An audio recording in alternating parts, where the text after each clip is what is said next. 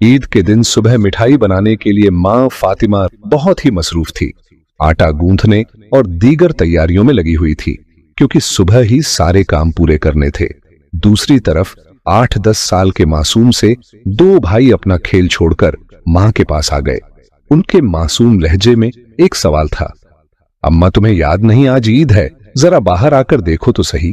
मोहल्ले के लड़के लड़कियां नए नए कपड़े पहनकर कितना खुश हो रहे हैं और हम दोनों ने तो अभी तक नए कपड़े भी नहीं पहने। क्या इसका मतलब यह है कि हम आज ईद नहीं मनाएंगे?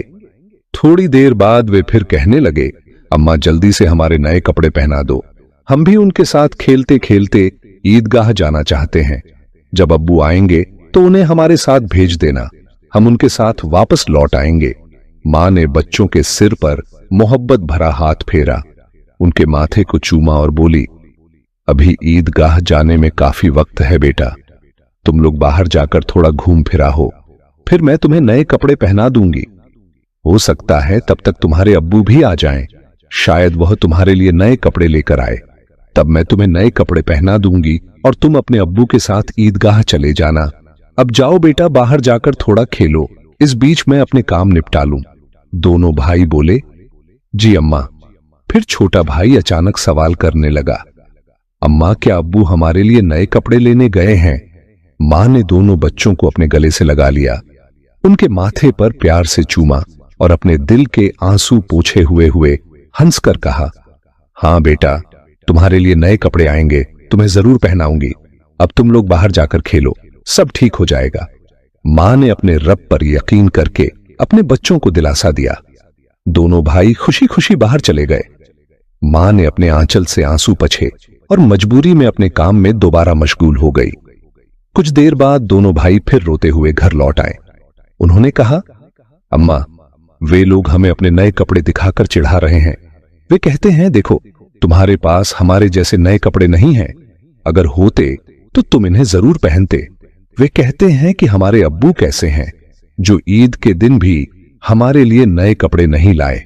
वे हमें ईदगाह चलने को कह रहे हैं और बोल रहे हैं, जल्दी से नए कपड़े पहनकर आओ।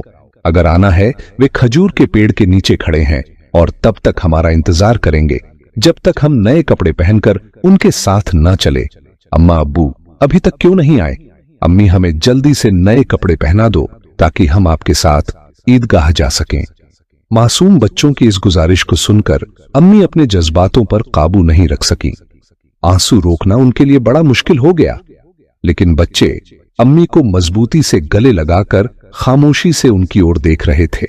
सब्र खो चुकी अम्मी अपने बच्चों को अपने सीने से लगाकर सिसक सिसक कर रोने लगी।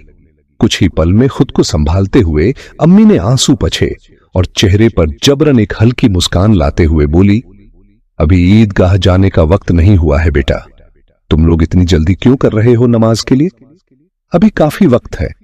इस दौरान बाहर जाकर थोड़ा घूम फिरा हो और देखो तुम्हारे अब्बू कहां हैं, उन्हें ढूंढ कर ले आओ। तब तक मैं अपना बाकी काम निपटा लेती हूं, थोड़ा सा ही काम बचा है। अगर तुम्हारे अब्बू नए कपड़े लाते हैं तो मैं तुम्हें बहुत खूबसूरती से तैयार कर दूंगी, फिर तुम मिठाई खाकर अपने अब्बू के साथ ईदगाह जाओगे। ठीक है, दोनों भाइयों ने कहा। जी अम्मी। अम्मी ने अपने दिल को मजबूत करते हुए बच्चों को तसल्ली दी, लेकिन जैसे ही उन्होंने बच्चों के मासूम चेहरों की तरफ देखा, उनकी आंखों में आंसुओं का सैलाब उमड़ पड़ा। बच्चों को अपनी हालत का अंदाजा ना हो, इस डर से अम्मी एक कमरे से दूसरे कमरे में जाती रहीं। इधर दोनों मासूम भाई परेशान होकर अम्मी अम्मी कहते हुए अम्मी के पास आए। उन्होंने कहा, अम्मी हम अब्बू को ढूंढने जा रहे हैं। अम्मी ने रंधे गले से कहा, हां जाओ। उनकी आवाज में छुपा दर्द बच्चे समझ नहीं सके। बड़े भाई ने अफसोस जताते हुए कहा, अब्बू कहां होंगे? छोटे भाई ने बड़े भाई से पूछा, अब्बू कहां गए? बड़े भाई ने जवाब दिया, पता नहीं, चलो इधर उधर ढूंढते हैं। छोटे भाई के कंधे पर हाथ रखते हुए दोनों भाई अब्बू की तलाश में निकल पड़े। इधर अम्मी अपने दिल का दर्द कम करने का कोई रास्ता नहीं पा रही थी। उनकी बेचैनी और बढ़ गई।